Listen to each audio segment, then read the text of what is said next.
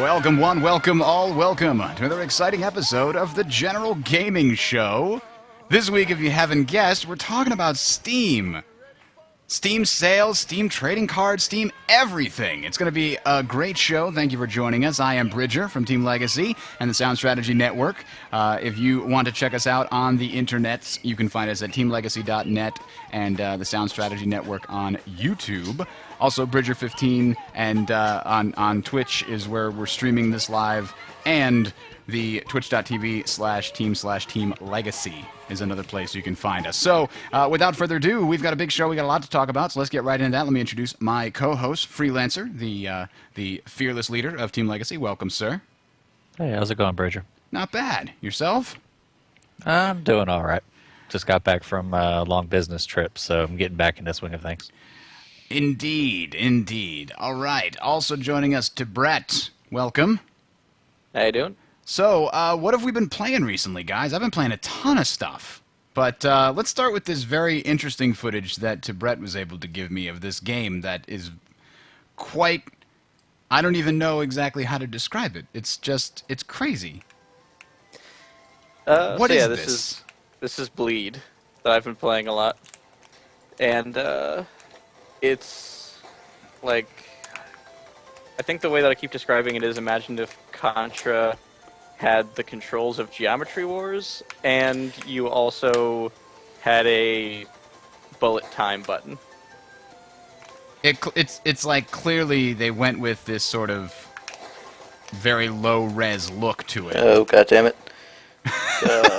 Yeah. And you've got your commentary. Yes, I say almost nothing during this commentary because this game requires all of the focus. And yeah. I realized about 5 minutes into shooting this that, like, I haven't said a word. Except, God damn it. Yes. Because the whole time, also, it appears that the video didn't pick up these lasers, which I guess flash, which I didn't know. But it's really simple to get into if you do it on easy. And then you think, oh, well, now that I've done that level, it's not so hard. And you go back in on normal, and you're, oh, no, that was pretty easy. I think I can do it on harder. And now I almost have this was my run-through of this particular level on very hard. Ah, okay. And I've just been... So, what do you think of this? Is it a lot of fun? Are the mechanics tight? Does it feel like something you've played through it a bunch, right? Oh, yeah. I have played through it on every difficulty all the way through except... easy and a few levels on very hard, and every time I have a second, it used to be I would go, oh, what do I want to play? Maybe I'll play League of Legends. Now it's, I bet you I can get that next level on very hard and Bleed. I've gotten really into it. Okay. that little glitch was fantastic. Oh yeah, and I got killed by a screen glitch, and it's the only time I've encountered it, but it was frustrating. I don't understand. What is the premise here? Why are you able to just jet around through the air? Because the opening cutscene is this girl, or it's text explaining that this is the age of heroes, and there hasn't been a new hero inducted into this Hall of Heroes in over 100 years. So this girl says that isn't right, and she decides she's going to go kill all of the old heroes to become the newest hero. Aha. Okay. So you're enjoying it then? Yeah, the story's not the point. If you're playing it, you're there for the gameplay because it's really fun. It's really addictive. And they do cool stuff with the levels. They mix it up a lot. All right, so let's move on then. What else have we been playing recently? I know that, Rob, you've actually picked up Civ V for the first time.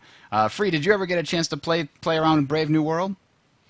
It came out right when I was going on that said business trip. So the laptop I was playing with, you really got to have like a beefy computer, to really enjoy a larger game because I could have theoretically played a little 4-player. but what fun is that? Yeah, the turn times just get ginormous the more people you add.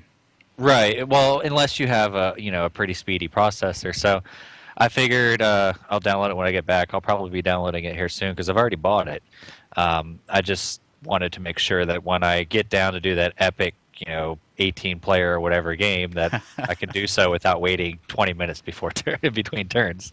So yeah, but that and what about Firefall? You've been trying out Firefall recently. I've been trying out a lot of Firefall. I don't think Tibret's been playing it, but TL's actually gotten into it a lot. Yeah. I just got internet back yesterday. All right, we'll see if we can get you to jump in with us. It's basically, I mean, it's an open beta. It's only got its early game content out so far, but it's basically Borderlands online, in a much broader circumstance. Borderlands you can play with, I think, 5 players or 4 players, whereas on here you could start an event and 30 other players will show up. So it's it also has much stronger, in my opinion, RPG elements with the way you upgrade your gear and craft and stuff. But it's a lot of fun so far. I mean, it's a distraction. I don't see us playing it for more than a couple weeks, until the next major content patch comes out. But it's certainly a welcome distraction. It's very fun to play. Yeah, I do like their sort of marketing, not marketing, their business plan, I guess, because it's going to be a free-to-play game, right?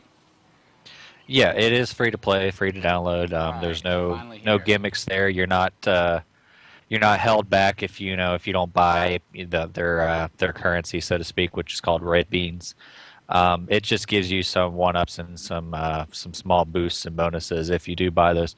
But in that respect, this is truly not a pay-to-win game. There's no way to exchange your red beans into in-game currency to buy yourself super powerful weapons. There's no way to do any of that. So it's really nice in that respect. It's also really easy to pick up, and I think that's the biggest thing with the other TL members.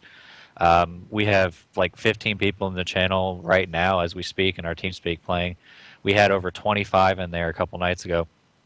And the big thing about it is even if you start a brand new character at level 1, you're going to find that you are able to still kill, mobs and help out and stuff, and you won't feel like you're bringing people down. So I think that and alone is, especially for our more PvE, more oriented members, or even the members or gamers out there that aren't very shooter oriented, it's easy to pick up because you can play a medic, and just run on a hill, or you can play an engineer and lay down turrets and let them shoot for you, and it's welcoming. Yeah, that does actually, now that you've mentioned it, the sort of, especially the engineer with like the specialty that has a lot of turret abilities. In a lot of ways, it's very similar to a more MMO style thing where you're not doing a lot of Twitch combat necessarily. But I do appreciate the fact that because I actually decided to start with an engineer because turrets are cool, and I like the grenade launcher is it's got an arc. It's not an easy like auto assist or like I don't just target something and I hit it or miss based on a random chance. If I can lead my target and drop it so that it lands directly on top of them, it's like a sticky grenade, basically like the Demoman sticky grenades in TF2, then it'll stick to them and I get to blow them up. There's no random. It's just great. It's great. So I've had a lot of fun playing with that so far. You can see right now what we were doing right here is called thumping, which is a very interesting method of doing a resource collection for the crafting system. Instead of running around to nodes or just having to get to specific areas to mine stuff, you can kind of put down your thumper pretty much anywhere. Different areas have different amounts and types of resources, but when you do that, it basically attracts enemies. Enemies will spawn all around you and try to destroy the thumper, and your job is to keep it alive. And you can create more powerful thumpers and even thumpers that are designed to be used with larger groups, and everybody shares the resources gathered. It's a very nice system and a lot better, I think, than just run around and hit a node with a hammer. Yeah, I mean, and the idea is that the more powerful thumpers, which is this thing you're flying and landing on top of and such, is that the stronger ones can draw more resources in the same amount of time as the weaker ones. So if you can imagine it, it pounds the ground for these resources. And obviously, if you're a creature in the area and you live in that tree nearby, you're not going to really appreciate this thing pounding into the ground while you're trying to sleep. So the idea is that the more powerful the thumper that's slamming the ground, the bigger the enemies that come out and the bigger swarms of enemies. So you can get stronger thumpers, and you research them and stuff, and you build them, and you go out and you place them down, but they bring out bigger enemies and stronger enemies. Now, aside from actually just getting these resource veins that are, hidden throughout the ground, you also, you want to, and sometimes intentionally, draw out these bigger enemies, because they also drop special types of, loot and such. So there's a lot of strategies and tactics involved in it. Some people don't thump all that often. They prefer to do other types of events. Some people are very geared to finding certain types of resources for their value. So they specifically go out thumping. And it gives you that variety. As far as the early game is concerned, they have it all down pat. What we're looking at now is the early tiers of the game. Mm-hmm. They're pretty much finished with. They have a lot of the end game content is not in the game yet. But if they go through with this plan and the way they've been presenting it so far, I think they have a lot of potential here. Yeah, that's actually something that has me really intrigued, because they mentioned that they wanted to put a lot more of the advancement of the world and the narrative of what's happening in the game's world in the hands of the players. And the way that I've heard it described reminds me of the opening of Encourage in World of Warcraft. When they decided to release that, area, or it was a raid dungeon, right? Encourage was the raid dungeon in WoW. When they decided to make that available to players, they didn't just say, okay, here's a patch, it's now in there, go play. It was, all the different, there's this giant door, if I recall, and they were trying to figure out how to get in, and you had to collectively, as a server, work together to get these specific supplies to, stack up to a certain level. And once it finally reached that threshold, then your server would open the door, and there was a big, awesome cinematic or something that happened. I don't even remember because I wasn't there, but I've heard it described that Firefall is going to attempt to do the similar things, where the only way to open up new parts of the map are with players completing missions and things. Yeah, and so you have this thing called the melding that's constantly, as you're viewing this video, you can see that bluish wall in the distance. This melding is, I don't know particularly the backstory beyond it, but what it is this wall of evil, so to speak, that you can cross it at any time. You can actually walk past it, and I dare you to try to see how long you last. But it'll slowly kill you as you're doing it. But you can create items that push back this blue wall, this melding, and access new areas. And there's actually world bosses and stuff already in the game where if you push back this melding, you can access the world boss and create a huge event and stuff. Now, later on, they plan it to be completely dynamic, where this wall is constantly trying to constrict you, and you're constantly trying to push it back. And it makes sort of a eventual, or I should say, eternal war going on between you and the evil. It's important to note that they designed this game to be a sandbox game, completely in and out.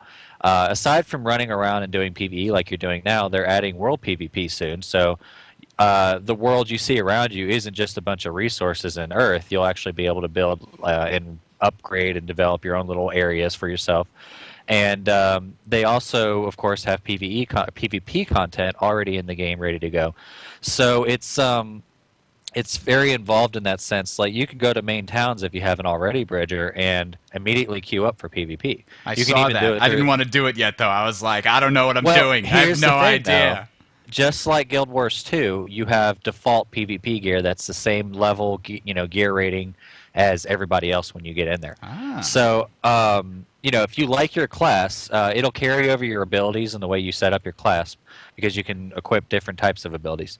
But it will allow you to go into these different game modes, and they already have 3 of them now, which is 2 of them are really fun, where you can still gain resources and earn the PvE related stuff through PvP as well, so you're not falling behind and losing experience and that kind of thing. So it has both worlds there, and it's just for what they've done so far, being an open beta, it's pretty exciting. The more features they add to the open world to make it more sandboxy, I think the more fun it's going to become in the long term. Yeah, I've so far been very impressed. So did I hear right in that players are going to be able to put down buildings and whatnot? Yep. That sounds interesting because that opens. The developers have already had a few interviews now. They have no timetable on it, but they are sure that they want to add a World PvP-esque system. They're not going to call it World PvP. That's just what we call it as gamers. But the idea is that they want to what they call armies. Armies are like guilds in this game. You'll be able to get your army together, build a base, upgrade the base. Not make it anything like a giant castle. They don't want anything like that. But you'll be able to make, if you think Borderlands and you think like how the little rogues or the pirates have their own little scrapyard. I'm thinking more like Starship Troopers, like those the metal outposts where they came and it was like everybody was dead. Oh yeah. It's they don't want it to have a huge impact on the world. They want it to be dynamic. It's not like you're gonna create a huge thing and everybody has to stay away. It's more like a personalized thing where you could go and do your crafting and do things like that. But also, this game is very instanced. There are multiple servers, and you can freely cross between them if you know how to. So while you may place your base in this pristine spot, you're only placing your base in that one spot on that server. It doesn't transgress to all the other servers. There's just not enough room for that. Patrick was very excited about Firefall. Have you played it before, Patrick? Let us know what your thoughts are. So, what then? What's kind of the timetable on when they're planning to put out new stuff for this? Because that is the limitation right now. And I'm actually, by the way, everybody's watching me, and all I'm doing in this entire video is like jetting and shooting one gun. I have no abilities because I'm testing out the assault, and I never unlocked anything. So I'm like, this is fun. I get to shoot plasma. Yeah, right now you have basic resource gathering, which goes up to a pretty large extent. That's in the game. You can thump for the highest tier stuff all the way down to the lowest, like you're doing now, and but that's one facet. Now, if you do like the questing areas, there's what they call Ares missions, which are random quest hubs with a bunch of enemies and different objectives. Those are a lot of fun. Dynamic events almost. Yes, exactly, and those are available up to about tier 2. They are designing the game to have up to tier 4 at least, and then there are some tier 5 events which are supposed to be like your super end game stuff, like the world boss I mentioned earlier is tier 5. But right now, all of these public events, the Ares missions, are only up to tier 2. They're very rarely you'll find a tier 3, but they haven't really fleshed them out yet. There's other things like tornadoes, and they're trying to make different types of dynamic events that pop up, and they're available up to an extent as well. So the bottom line is that right now, if you're playing the game and you're playing it consistently, like we have a lot of people doing, you are playing sort of like halfway through the game. They haven't added the fully fleshed out second half of the game yet. There's things here and there. There's tidbits that you can kind of get a feel for. There's instances which will kick your butt. But as far as the open world events and such are concerned, only about half of it there, the bottom half, so to speak.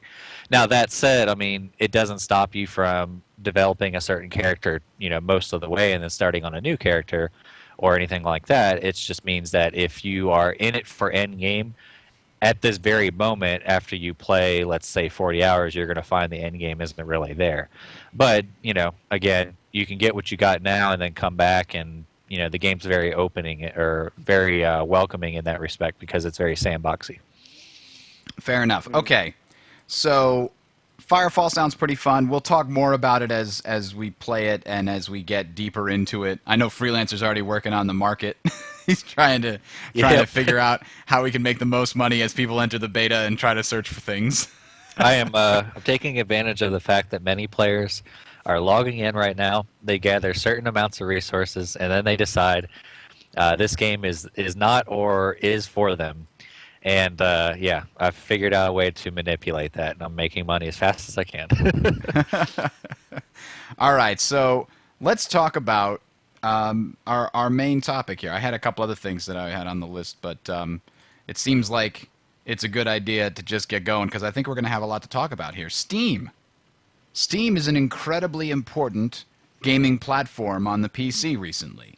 And, well, they've added a lot of stuff that is, kind of snuck in there. I mean, they've been announcing it. The trading card thing that has come out recently has kind of been the biggest marketing push that I've seen.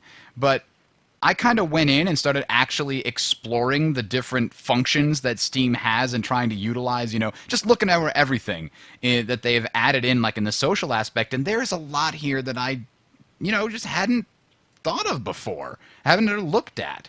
I mean, so you've got, I've started going to this feed thing here because, people post stuff like this screenshot. I've been thinking about, trying to find a spot where I can post a screenshot and show other people some goofy thing that I've had or this or that. And, I posted a link to a very interesting thing about Company of Heroes in my thing. And one of my friends, saw it and was like, what is up with that? So you can do a lot. And look, it gives you a thing like, hey, people have played all these achievements. And then you can start a conversation with this, is my point. When I see my friends got XCOM, I can go and say, hey, you should get this mod, or, don't bother with this mod because it's terrible, which is my case, so that's what I was going to do. But there's a lot of different things going on here. So have you guys started to use the Steam social aspects any differently, or are you still just using it to launch games and talk to people on the friends list? I check the feed occasionally, and I think it's cool. And I actually have a couple of times seen someone purchase a game, and aside from that neat thing that it has where when you look at a game in your library it says this many of your friends have this game, I've seen so and so bought Castle Crashers and gone, oh, we should go play Castle Crashers. Freelancer's level 20. Dang it, I gotta catch him. I think that's the other thing, they've added levels now, and it seems like they're trying to con people into using the marketplace, honestly. Right? Let's start talking about Steam cards. Levels of what? You're level 6. That's why you don't even know what this is, Rob. You're level 6. Wait, what level am I? You're level 6. So let me explain how this works. So in Steam, what they've added recently is a leveling up system that involves gaining experience for getting badges and doing community things. If you've noticed when you're in Steam, there's a number of items you can, there's community achievements, post a screenshot, post a review. And when you do all these achievements, you are working your way towards a new badge, this community badge. And this community badge, whereas before it was just a badge, no big deal, now has experience attached to it. So that's how it started. So the idea was that now these badges that you're earning give you experience, and the experience levels you up. Well, now they've started adding these playing cards to each in all these different games out there. And when you're looking at the store, you will actually see a little thing on the store or on the picture of the game, if you're viewing it, that says cards. So what that is really telling you is that as you're playing the game, you will automatically unlock some so-called playing cards for this game. And you can unlock, it's a different amount. It's always around 50% of the total possible cards, basically. Right. So as you're gathering these cards automatically, that's one thing. Now, if you collect the cards that you're missing, you can form a badge, and again, this badge will give you, so much experience. So the idea of what they're trying to do here is they give you a teaser. They give you 3 to 4 cards, and then you can talk and view your friends' inventories to try to trade and get the cards that you're missing. But the way this system works, as you can imagine, is there's never enough cards for everybody to fulfill all their badges without buying cards. Mm-hmm. So what they've done is turned around and made a market out of this. If you go to your community and then on the drop-down tab, there's market now. You can now search for each and every card that's involved with every badge for every game that's eligible for badges and buy the remaining cards off the market. Now, these cards can range anywhere from 10 cents to, I sold some cards just the other day that were about $5 a piece. And you collect these cards, and players buy them up, and they sell them just the same because they want to fulfill these badges. Now, aside from fulfilling badges and getting experience and creating a badge, you also get other things from these badges, which is where the more practical side of things comes in. If you create a badge and you level up that badge by turning in a card set that gives you your original badge, and then you turn in the same card set again, you level up your badge up to 5 times. So an example for Portal 2, for example, is your level 1 badge will have some random like portal gun icon. That'll be the way the badge looks. Now, if you collect those Portal 2 cards again and turn it in again, you're going to have a fancier icon. And each time you level up these icons, these badges, you get not only the experience rewarded and the title badge, so to speak, but also extra things that go along with it. You get special emotes that you can use in Steam chats, and there's hundreds of them now.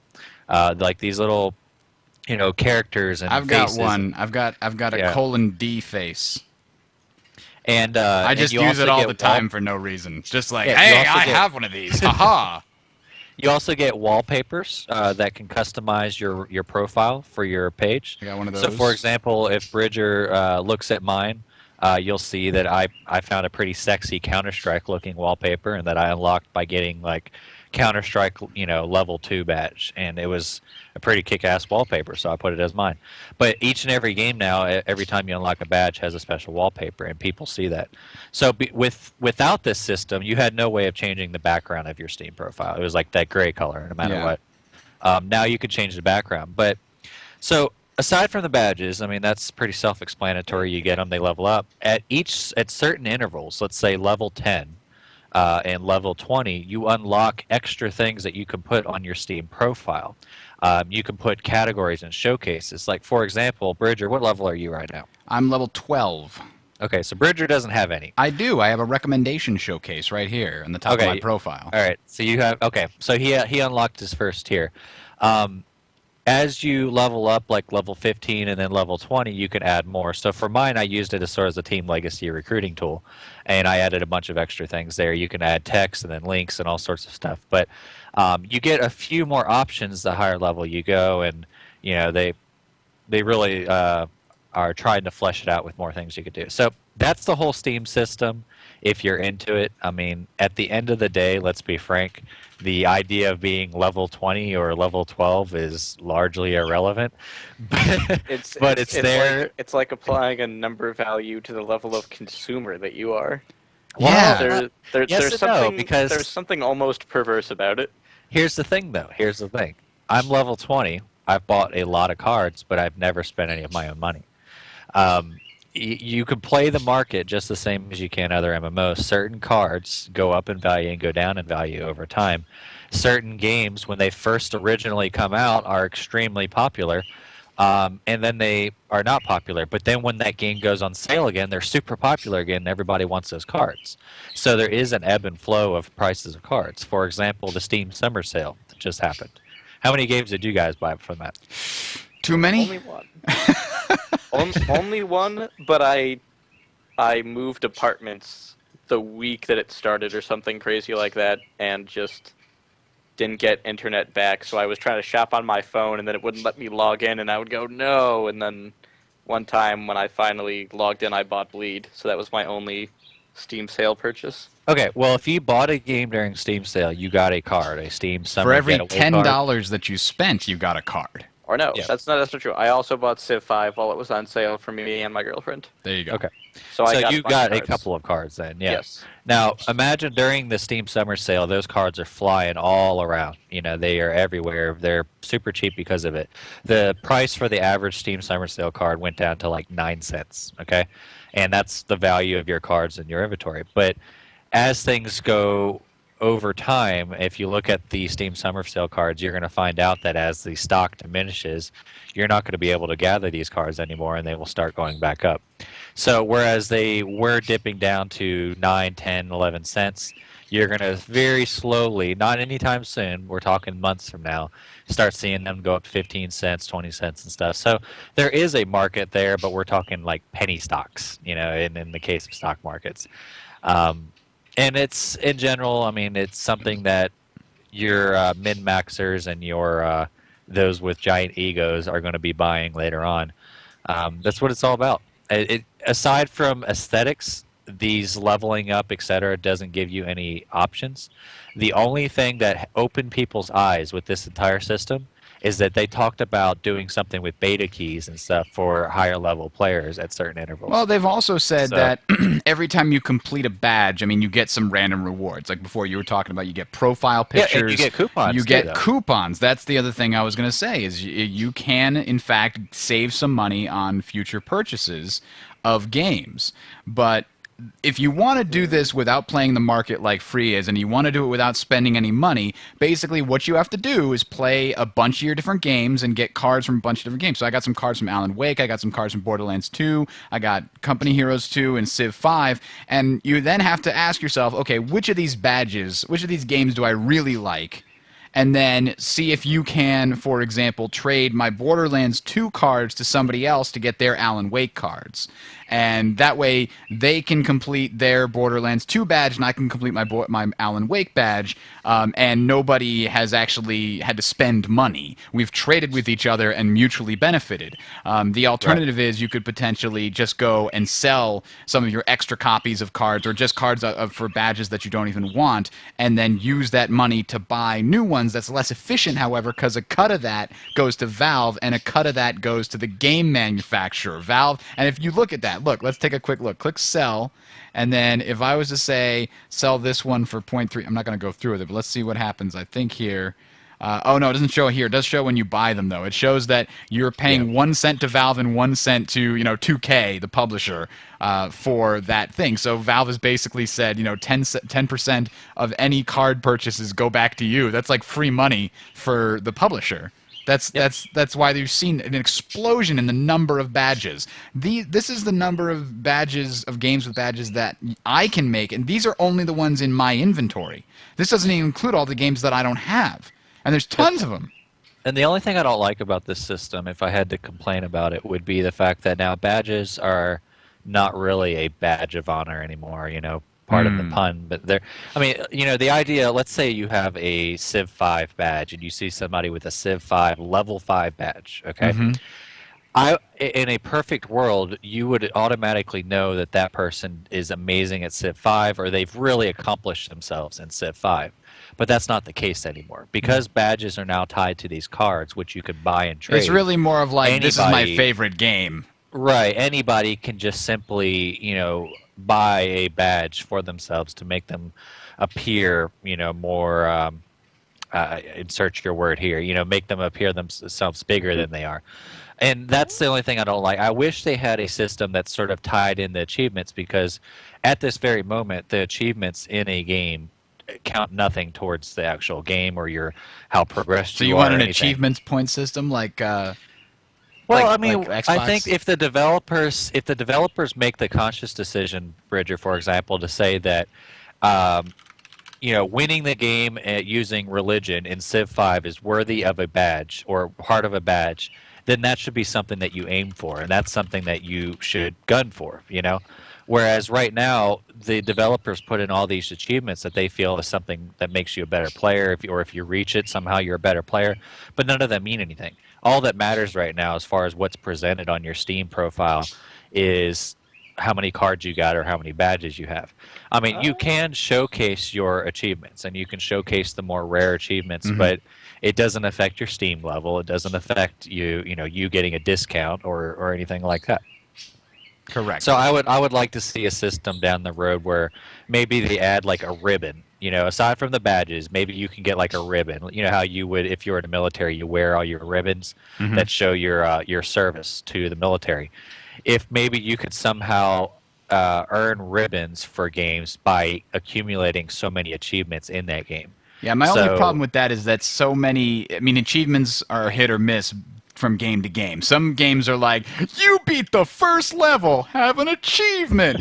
You managed to jump, have an achievement. Other games are like, you need to beat this boss not using any weapon but your starting pistol. Like, that's an achievement. That's still dependent on the developer and not someone's pocketbook. True. So it's just the same. You could argue and say that the getting the level 5 in a certain game, it's an automatic achievement. Okay, that's no big deal. It's kind of a gimme. But then you could turn around and play Super Meat Boy and look at some of those achievements. You'll never get them. This is a theoretical achievement. Nobody in our development team has ever actually done it, but we figured that we should give it there so that somebody can try. We're going to give you a fancy ribbon, and that's something that you show off with pride, a lot of pride. See, the only other problem I have with that... It's a leveling up system for a store. Like, I don't know why it only makes sense that it's not based on merit. That's true. It is based on it's a store. They want to level you up based on how much money you spend. I think Rob just hit it on the head. It's a consumer leveling system. That's disappointing too, because therefore they're rewarding you for buying things and for spending money on cards and for making them money.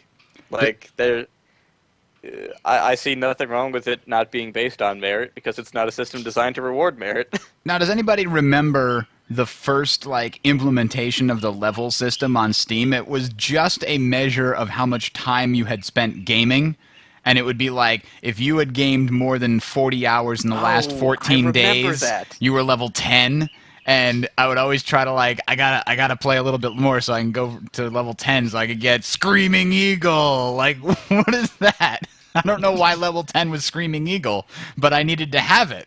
So I needed to play more Steam games. It was an incentive for me to take games that weren't in Steam and put them in the Steam launcher so that I could get the Screaming Eagle.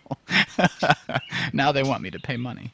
That's too bad. Okay, so Steam cards, they don't force you to pay money, but they're a little shady.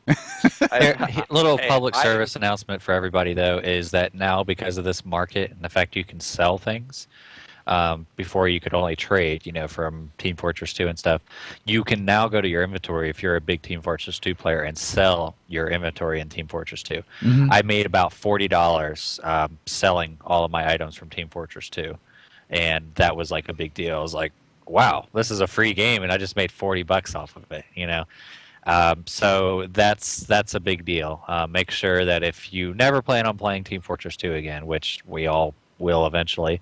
I have duplicates, though. Yeah, if you have items right now, you can log into Steam right now, go to your market. You don't even have to go in Team Fortress 2. Just go to your inventory, and you can start selling the more valuable items. If you have green labeled items, they're worth a ton. I sold a couple of green costumes for my spy outfit that I had bought a year ago.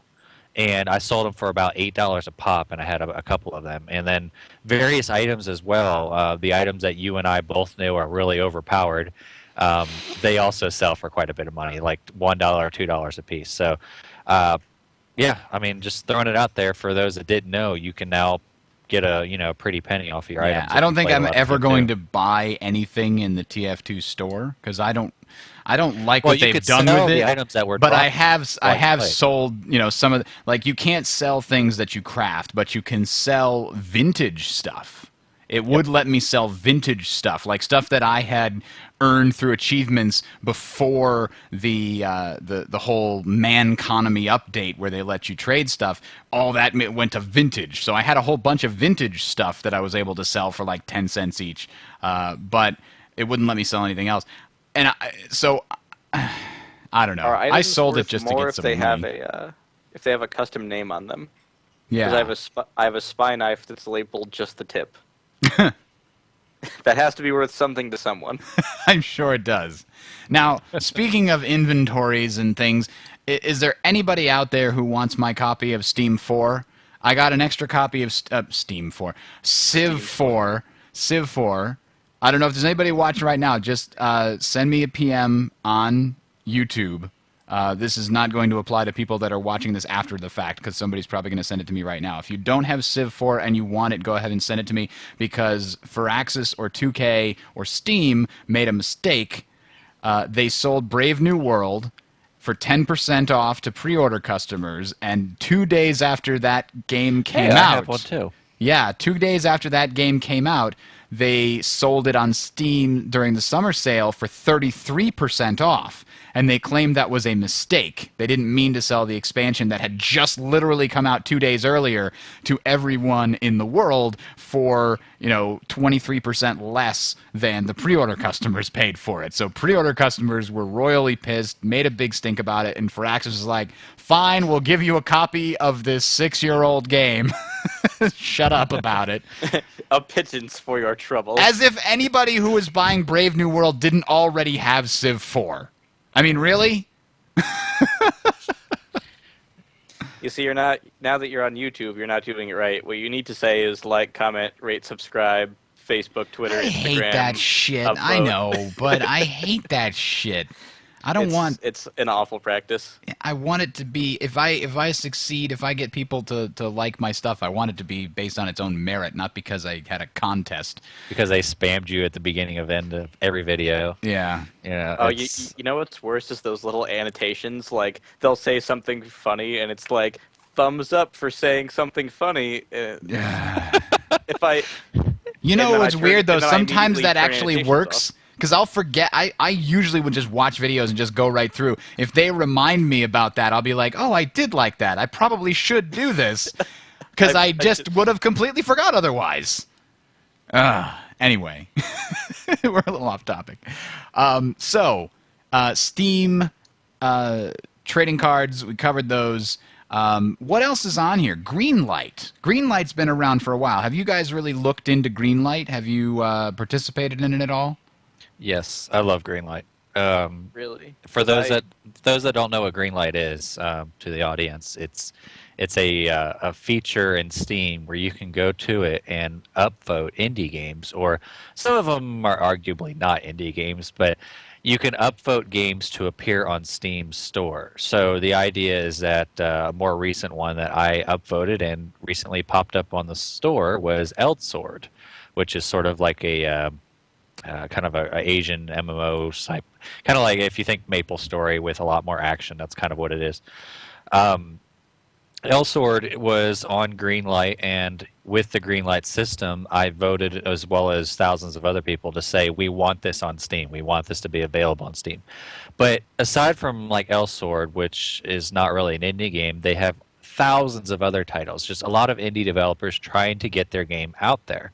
And if you are supporting them, kind of like how Kickstarter and stuff is, you go out there and you show support, Steam has its own way of you going in there and saying, I love this game, I want to talk about this game, I want to see this game on Steam, because we all know that once that game appears on Steam officially, it's going to get hundreds of thousands of more people viewing and possibly playing it than it would ever have gotten without Steam.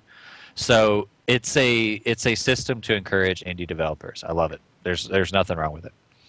Yeah, Evoland apparently was a Greenlight game too. So is Rogue Legacy. And a lot of the games that you see and go, that have gotten really good reviews and that your friends are talking about were Greenlit games. Interstellar Marines, I've been messing with that. I mean, it's Kentucky Route Zero.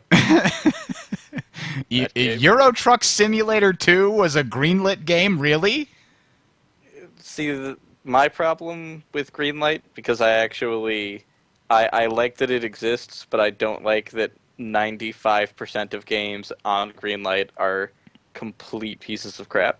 Well, that's to be expected, though. I mean, it's a area where anybody can put up their game, but you Bleed and I was both on there. know.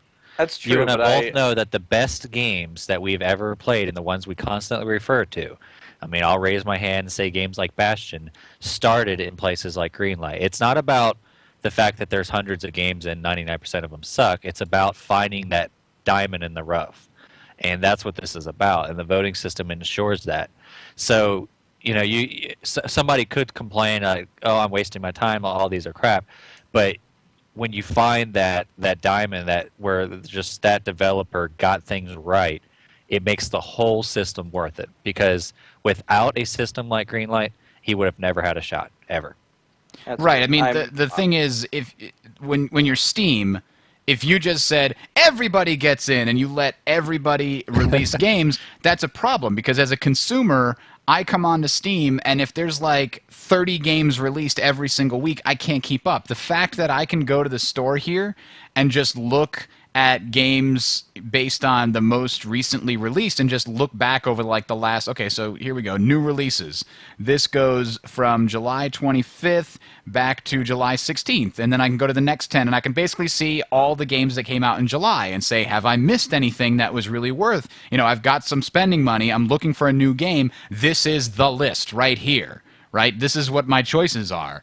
If there were 60, 70 games in this list for July, as a consumer, I would be way overwhelmed. The fact that at least now there's a way to prune games that involves, more than just probably overworking a few filter guys probably is beneficial.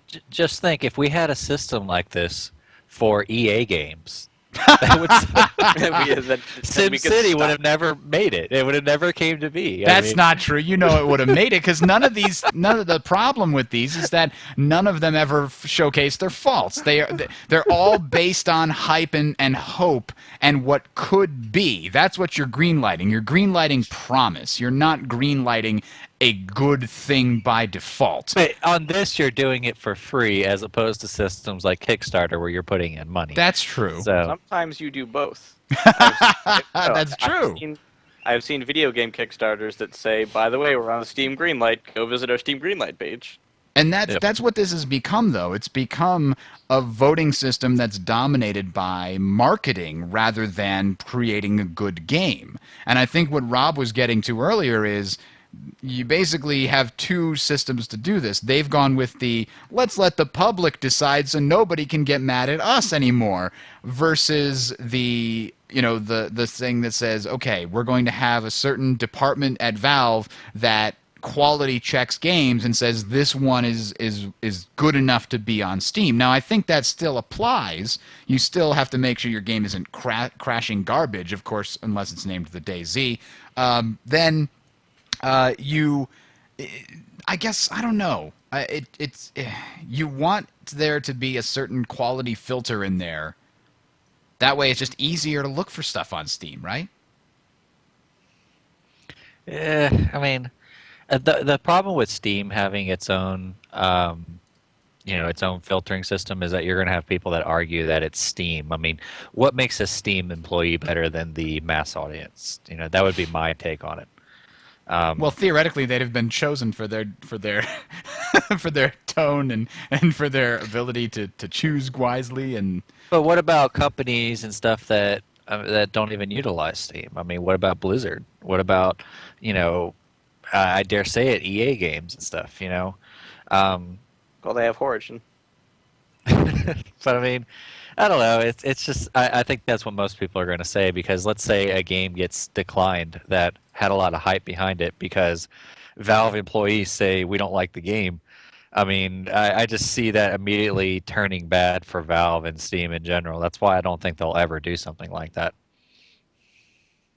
All right, so Greenlight, it has its good points, it has its bad points. I've heard a lot of people saying, even indie developers, smaller indie developers, saying that now it's harder to get, attention on Greenlight because there's such a wealth of games that are going through that process instead of the old process, I guess, for publishers and developers. Anyway, other things that Steam has been doing recently, the Workshop has certainly expanded, right? I mean, there are a lot of games on Workshop now.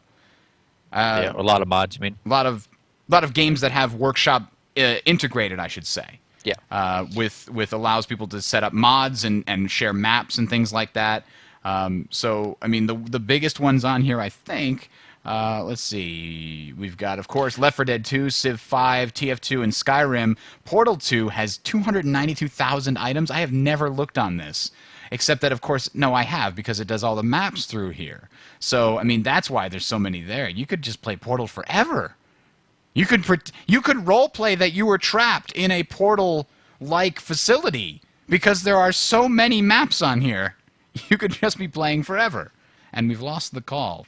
I don't know if that means that our internet has died or not. Is there anybody on Twitch that can still hear me? Or have we failed to find the internet? No? I can get on to Penny Arcade Report, so it looks like Skype is the only thing that's having a problem. We'll keep going. Michael Lonsky wants to get that Civ 4 game. You should be able to find a button to PM me with. I'm not entirely sure where it is, to be honest. Somewhere on my page. If I click on... Actually, if you... No, that's not how you do it either. Okay, well... I couldn't tell you. You're going to have to figure out how to PM me somehow on YouTube. You can do it on add me on Steam. Bridger15. That'll do it. So let's talk a little bit more about the Workshop here. I have used the Workshop a lot, and I have enjoyed the implementation in various games. It works really well in Civ V because most of the mods that I'm looking for are on the workshop. Are we back? There we go. We're back. I'm not sure what happened to Skype there. Are you there, Rob? I just heard you. Nope, it's gone again. That is odd. That is some kind of odd. All right, so... Hello. Rob's back. I don't know what happened to Freelancer. Are you there? Can you hear me now? Huh. Okay, let's continue to talk about this, because I could talk about stuff forever. What is this? Scribblenauts Unlimited has 27,000 items. There are a ton more games here that have items. What is CSGO? Maps, I assume? Yes, you can subscribe to maps, and that way when the author updates them with fixes and things like that, you get them automatically. You don't have to download them from the server and lag everybody that you're trying to connect to. So there's a lot of good, useful things here. And looks like Rob's back. Yeah, what happened? I have no idea. Skype's being crazy. I'm going to try to drag Free in again if it doesn't just crash everything. Let's find out. Stay tuned to find out. So Monaco has items. What is this? Maps, I assume? I'm surprised there's only 500 things on here. There needs to be more awesome maps for this game. Well, I think has only happened for about a month. Ah, well, that explains it. Because there was a patch a week or two before I moved. So I moved 2 weeks ago. So if my math is correct, that's roughly 4 weeks. Trackmania has a lot of things as well. I mean, it must have just slowly gotten to the point where the Steam Workshop tools that Valve has are much easier to put in now than they have been in the past. There might even be some incentive by Valve to incorporate Steamworks into games. There might be some monetary advantage, like if you put your game on Steam, we'll give you XX% of every sale. If you put Steam Workshop into your game and require Steam as part of your thing, then we'll give you something else entirely. Another higher, better percentage. Freelancer's back, yes? Hello? Yes, I am back. Excellent. I don't know what happened right there. I have a thunderstorm. My power went out. Yep. That'd do it. So, yep. Can't control Mother Nature, but I am back. So we're just talking about the Steam Workshop, and it seems to have grown massively. And like I said, I mean, I'm looking in here, and I've never seen any of these things before. And I'm just looking through and going, wow, these are very cool. So have you used anything that used a lot of Steam Workshop, Free? No. I mean, I think I was starting to say before I got cut out, the big thing I don't like about Steam Workshop is the lack of being able to sort things. There's a reason why we all like using the Curse client and the Nexus client and stuff for those types of games, is because you're very quickly able to see the most popular and the most capable mods. Mm-hmm. In Workshop, you really can't do that. They don't have the tools, or they intentionally remove the tools. I'm not sure which, where you can't quickly find out this is the most popular mod. Well, or this is I'm looking right now at the Civ V ones. It shows you the most popular for the week and the top rated of all time. Man, landmines. No Landmines. Landmines is not very highly rated. No, it has 0 stars.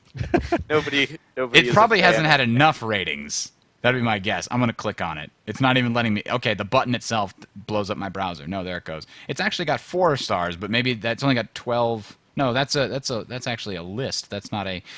okay, so never mind. You're right. It is the most popular... It is the 6th, 7th most popular, mod on here. No, 5th, but it has 0 stars. But I think popular is a representation of how many people have subscribed to it. I think what I would want to see is a most downloaded option. Yeah. That's a little bit more accurate than rating to me, because I'm sorry, but I don't trust some random guy on the other end of another keyboard to tell me if a game or a mod is good or bad. Usually downloads, views, etc. gives you kind of a more general, better representation. I think when it comes to it, Bridger, whenever I pick up Skyrim again, for example, I'm still going to be using, the Nexus client or something, because... No, you can't use... There's way too much complicated stuff going on in Skyrim. I think it works really well for Civ, though. I haven't had an issue. It works well. I'm sure it works well for most games that don't involve a huge modding community. But I think when it comes to a game that involves a huge modding community, let's take the Curse client for example. And WoW, the workshop could never do what you need to have done in something like the Curse client, which not only shows most popular, et cetera, but integrates it into your game.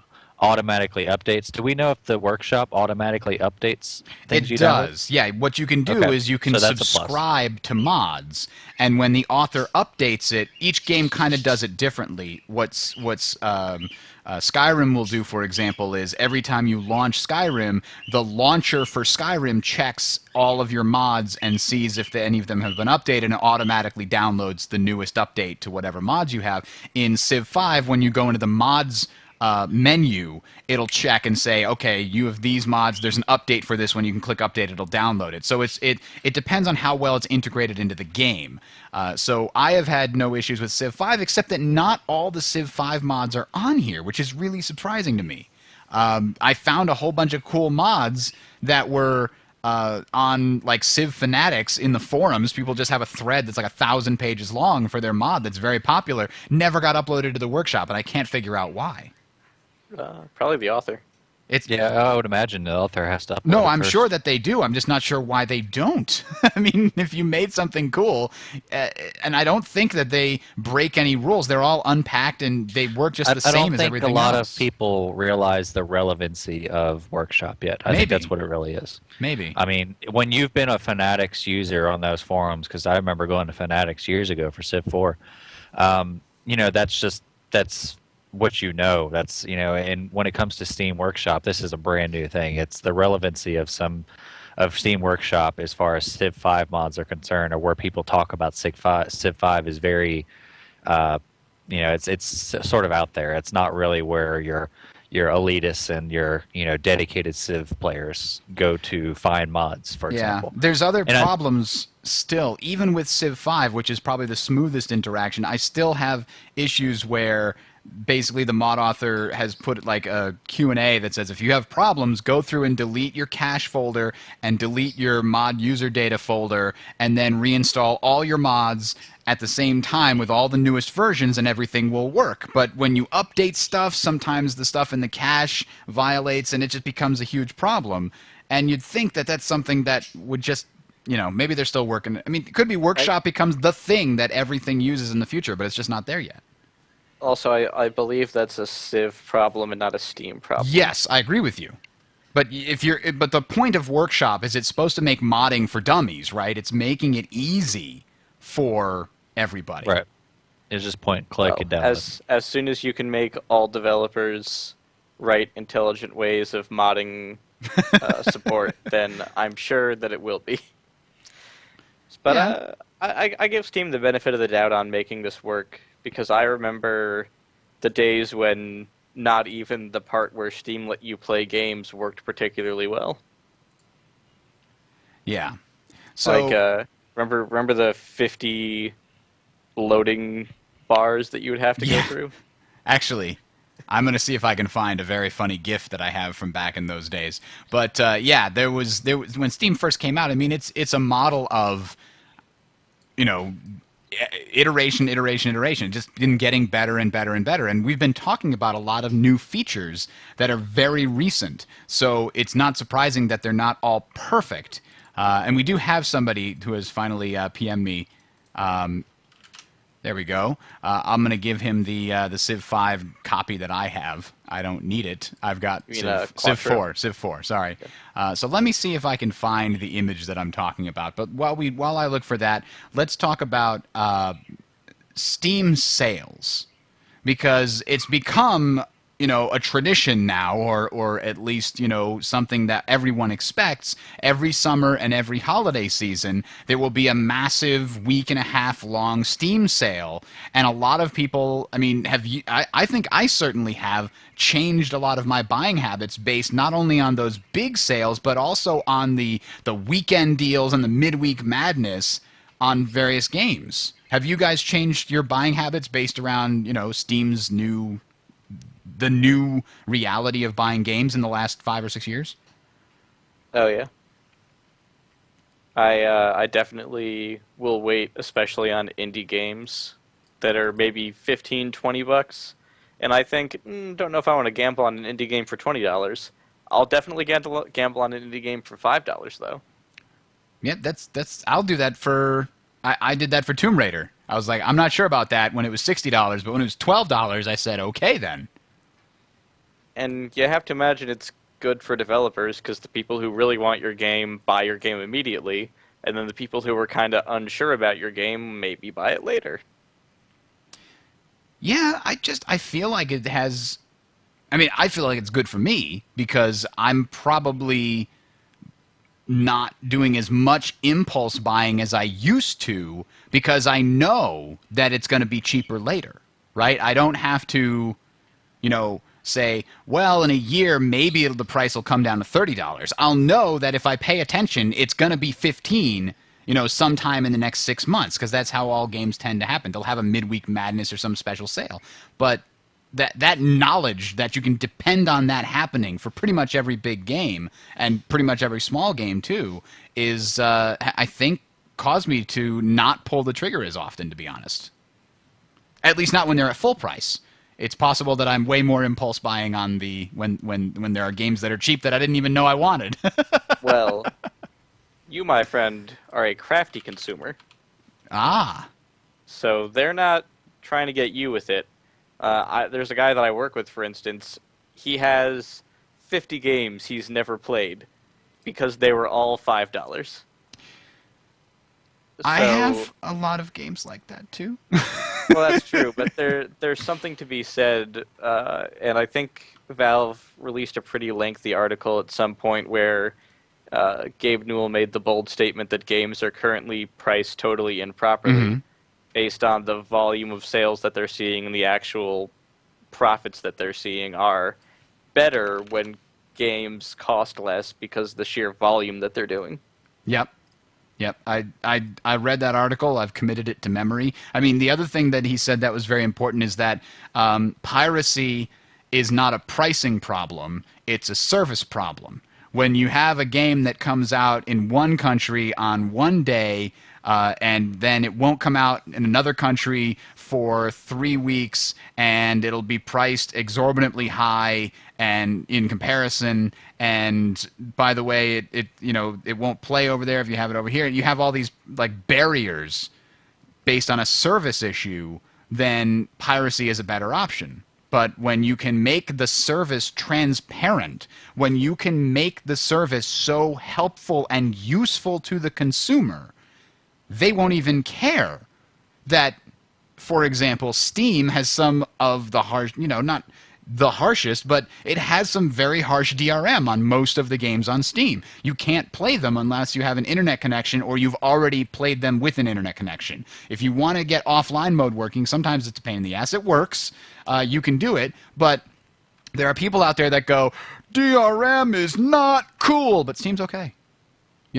They just give Steam a pass because it's such a useful application. They've gone out of their way to provide us with something that is incredibly useful, and they've engendered to us by saying, and we're going to bring down prices. Like, those two together, I think, are what made Steam the biggest player that it is right now. Yeah, I mean, it's hard to disagree with any of that. I know that when I was younger, used to pirate games a little bit, A, because of money, but B, because it was easier to download a game sometimes than it was to find someone to drive me to a store and go in and put money down on the counter and take it home and throw it in the CD drive and install it. If somebody was giving you an ISO and you just double-click on that ISO file and run the installer and everything's already broken open for you. Yeah, I guarantee you without Steam, there would be a lot more piracy now than there would be, if you didn't have a Steam equivalent that was taking over the world. Like if for, let's say in an alternate dimension, the big publishers all got together when Steam was in its infancy and managed to force through Congress or just force through contracts and decided, as a cartel, like, we are not going to go with this online thing. We can't trust it. Too much piracy. And they only went through brick and mortar. And, like, they just said all the big games are only going through brick and mortar. Imagine if every EA game, Activision game, Ubisoft game, all of those games that you really wanted are only available on brick and mortar. And then it's exactly like what you said. I could go all the way to the mall, but that's like a 45-minute round trip, and I got to find a parking space. I got to wait in line, or I could just download this BitTorrent. That, I think, is the biggest thing that Steam has done to help the gaming industry. Yeah, well, because for a while, pirating was more convenient. They had a better business model. Yep. I mean, they weren't doing any business, but you know what I'm talking about. This is true. They had a better distribution model, and when legitimate business caught up, or maybe they even just looked at torrents and said, you know what, let's do that, but let's have people pay money. Yeah. And it's usually, it's a better service too, because if I want to buy something, I can go over here with like 2 clicks, I've got it, and it's downloading at literally the fastest speed that my internet can handle. I don't have to worry about somebody else on BitTorrent having a decent connection or being willing to seed or finding one that's not virus laden.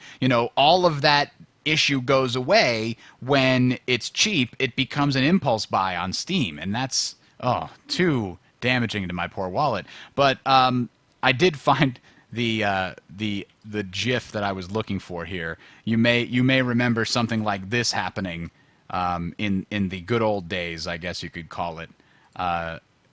There we go. I mean, I almost recall this exact same thing happening, where Steam would get about halfway and then stop and then kind of go back and then go back up, and it was like, this isn't updating at all. It's reversing. I think we may be devolving. So it was really a problem when it first came out. I can't. There were so many threads of people asking you to bring back the One network. Those were the days. All right, so I guess we're wrapping up here. Any final thoughts here on Steam? Is there anything that it could be doing better? I think they could be. I don't know. There's a part of me that thinks that Steam could probably take advantage of the fact that they're making boatloads of money right now and make, I don't know, single-handedly make PC games cheaper. I mean, it's just, I think with all of this going on in the cards idea and such, they should have more. I know they're already doing a ton of sales, but maybe do specials on new releases and stuff. Something I don't see them do is take advantage of the fact that with all this buying power, they don't give anything back to the consumers. I mean, the next big titles that come out, for example, they're still going to be $60 on Steam. You know? And Steam's going to make a killing off of it. I just would like to see Steam, in this respect only, I'm going to be very careful how I say it, but I would like to see Steam go down the path of Walmart with the fact that we have so much buying power, so let's beat out all of our competition with our prices. And you have Origin out there right now, which is arguably your big competition with Steam. It wouldn't exist if Steam would just say, hey, let's take some cut of our profits and give it back to the gamers.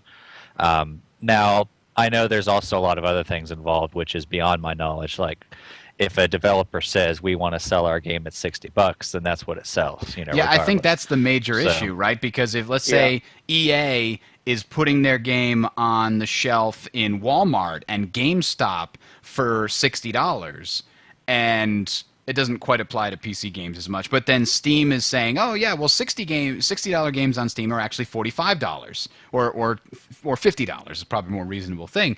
And it's not coming out of EA's pocket. EA's still getting the same amount, but Steam has been lowering the price in order to encourage people to use Steam more. Or even if that was just a push for a year. Like, for a year, all games will be $10 less than they're supposed to be. Well, now EA has a big problem with their GameStop and Walmart, customers, because those retail outlets buy their games from EA.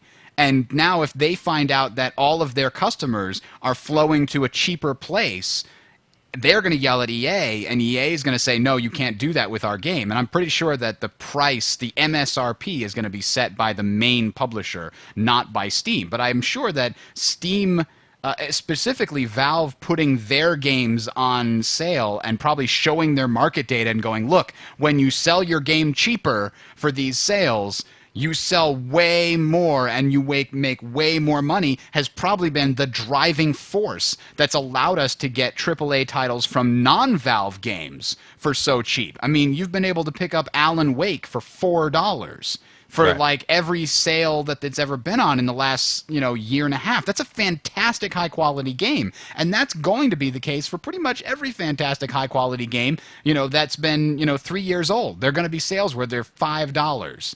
And I don't think that ever happens without Valve making that push with their games. Yeah. Well, there's two things with that. One being, I assume you watch Extra Credits, right? Yes. You saw their video on the JCPenney effect? Yes. So I wonder if that applies here, where JCPenney tried this experiment where instead of having overpriced crap and then putting it on sale, and that's the only time people would buy it, because it felt good. Like if something's supposed to be $30 and you buy it for $15, it feels good. But in reality, that thing's only worth $15. Mm-hmm. And pricing something at $15 and somebody buying it at $15, there wasn't as much buying excitement. So they found that when they made all of their prices fair and stopped doing this weird sale model, that they saw their profits go in the toilet. Right, and that's weird. It's counterintuitive, right? Because all of those, clothing retail outlets, the thing that they're selling you, whatever garment it is, they probably buy for X, and then they sell it for 2 or 3 times X, or sometimes 4 or 5 times X, a massive markup. Even though they never expect anybody to buy it at that price, they'll have entire sections of the store that are quote-unquote on clearance, and everything is 25% off. And so the real price of the item is when it goes on sale. So when you walk into like a JCPenney's or those kinds of stores, you're expected to go, hey, here's the clearance section. This is the section of the store that is properly priced this week. It's such a weird thing. But it like they said, it feels better. So maybe they wouldn't see the volume that they see in Steam sales if they weren't priced very high and then suddenly priced very low. I think you're probably absolutely right, to be honest. That had crossed my mind. And that's why I think that we won't see a model. People have studied that JCPenney effect. Economists and marketers have taken a look at that and said, now there's a cautionary tale, guys. You don't ever price your things fairly. Instead, you mark that shit up and then you put it on sale for the real price, and people will pay through will pay in the thousands for that. So yeah. So my second point is, it's weird that Steam's the one case where I'm kind of rooting for a monopoly. And distribution systems seem like a weird place where it's in the consumer's best interest for everything to be conglomerated. Yeah, that's true, isn't it? Because, I don't know about you, but I don't have cable. I have video streaming services that I pay for. And it's really annoying to have like a Hulu account and a Netflix account, and then you might need Amazon Prime for some things, and Amazon Prime has other benefits, but it's annoying. And if you want all of that, and like Disney has been talking about having their own service just for Disney content, and it seems bad for the consumer when all of these things fragment as they have an online video. Yep. But maybe it's good. Maybe it, like traditional economics says, if you have competition, that eventually things become better for the consumer. But it seems like it's almost not the case. Like, I don't like the fact that Origin exists, because now I can't get EA games through Steam, and Origin is an inferior service.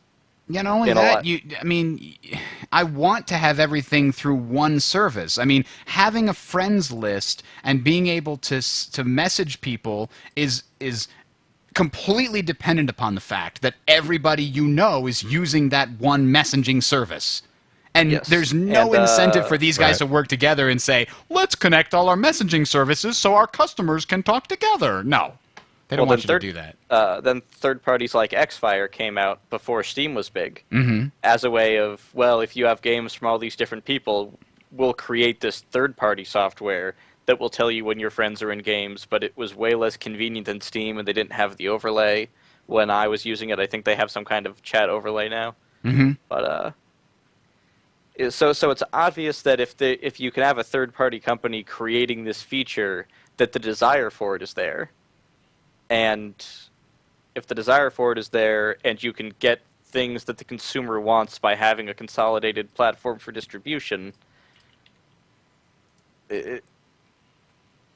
in some ways it seems like a good thing. And then the other part of me also worries, like, I don't know if I want to give Valve that much power if they're the only game in town. Yeah, I think we're in exactly the right place we want to be in, right? We're at the point where Steam is like probably 80 to 90% of the digital downloads of games market, the digital distribution market.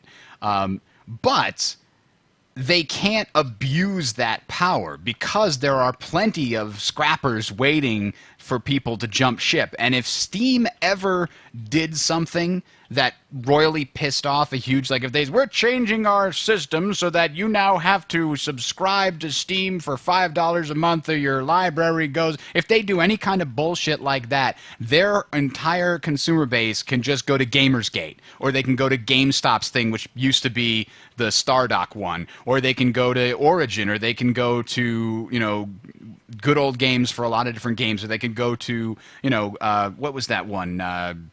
Direct to Drive used to be the other one. I don't even know if that's still around. But the point is, there are currently smaller alternatives that have the capacity to suddenly just take all of Steam's customers if they screw up. So while we have the advantages of having an almost monopoly here with Steam, we also have the advantages of not having them be a true monopoly because they can't pull off crazy bullshit that pisses people off. Well, they will be up to a certain point because people really love them. they've created such a great thing here. All right. Any other final comments, Free? No, I think he hit on it pretty well. I mean, if Steam ends up being the dominant force, I haven't seen anything from Steam that suggests they would, ruin the gaming environment as we see it now. I mean, yeah, you want so hard to believe that they're good guys, right?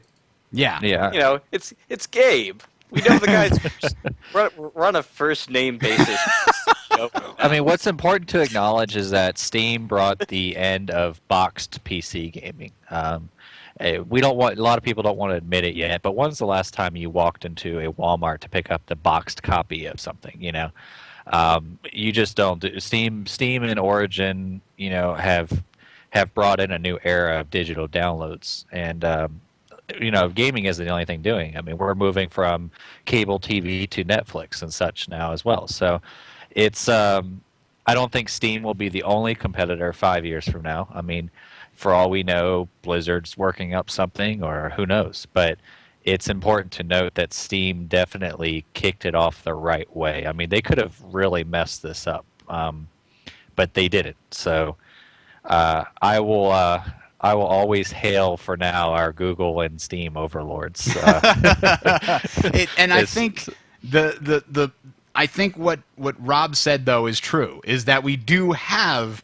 benevolent overlords for the most part at the heads of those companies. People who have said that our business plan is going to be based on making the consumer happy and them giving us money because they're happy, not us forcing them and screwing them out of their money, right? Those two companies have said giving stuff away for free will engender people with us and get us our money in an alternate way. We make money when our consumers are happy with our products. That's basically their business model.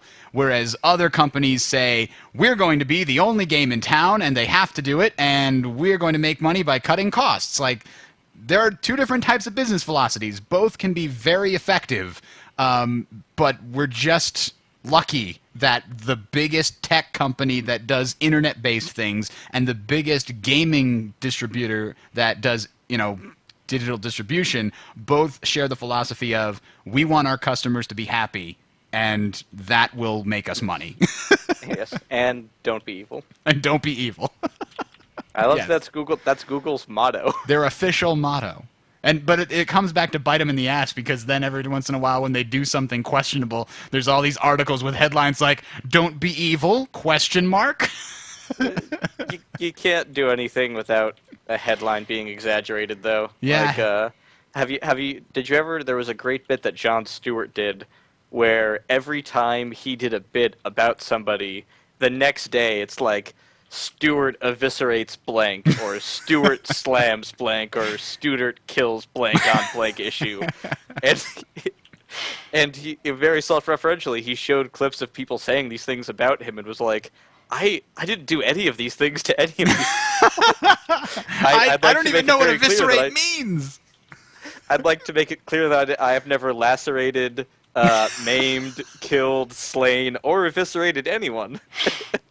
It's true. And Gabe gets to come out and say, we've never been evil, as it were. Yeah.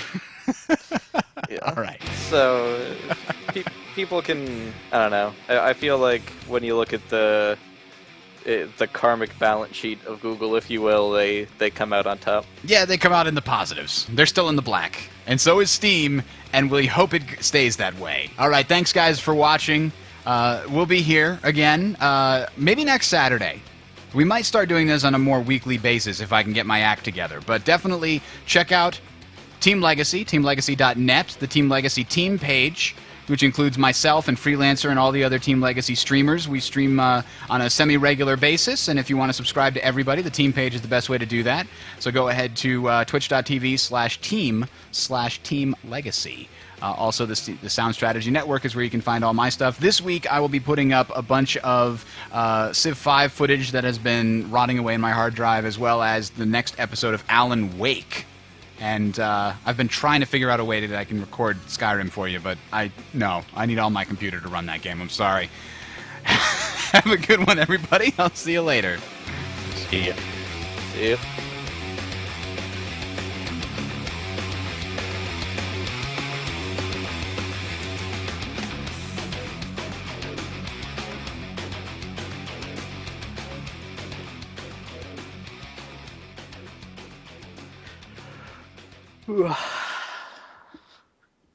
All right.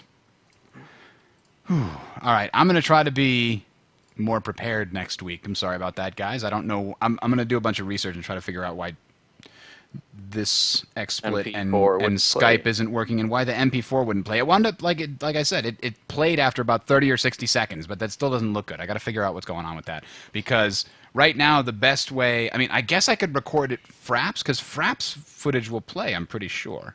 Let me test Fraps. But Fraps just takes up so much of my hard drive. Yeah, see, what was, like, my phone started ringing with, because there's Skype on my phone, and I'm like, I'm in the Skype call. What? What could you possibly want? All right. Well, I think I might be playing some more Firefall in a few minutes. I think I'm gonna go download it, and Kevin's online, so I'm gonna try to get Kevin playing that game, because I'm always looking for a new thing that's going to be not League. Yeah, because I have a love-hate relationship with that game. We got Angie into Bronze 2 again. She's very excited. Bronze 2? Yeah. I've been in Bronze 1 for a very long time, but last month in League, last month I went into like a horrible spiral, and I got shot all the way down to Bronze 3. I don't know if I was just like overworked or just not enough sleep, or if I was just off my game and I'd been rusty because I hadn't played in a while, but I just played so many terrible games, and I'm climbing out of it now, but I did not know there was another tier below where I was of shitty people doing shitty things. But now Bronze 1 looks like the most like polite society to me. I can't even explain it to you. It's such a noticeable difference. When I play in a game now, I'm expecting a lot of stuff that I had gotten used to not seeing in Bronze 1 games. Because people wouldn't be in Bronze 1 if they did this shit. Now, it's still not probably Silver tier, but still, I want to get out of here again. Bronze 1 games were still fun by comparison now. I'm actually appreciating them more. Ooh, I have $1.65 from cards now. Ah, there you go. I've got about $2.44, looks like. Is Firefall on Steam yet? No. They've got the open beta, though, if you sign up on their website. I'm going to go do that. I've been trying to... I'll see you guys. I got to get ready for something. All right. All right. I was surprised at how polished that looked. Firefall? Yeah. Yeah. I'd say the actual gameplay is very tight, but the communication of what... Because their system is very different from a lot of other MMO systems, so the communication of what's going on and what you should be doing is much poorer because it's brand new. So, all right. I think I have a meeting to get to as well, but after that I will probably be streaming some Firefall or League or something. So I'll see you guys later.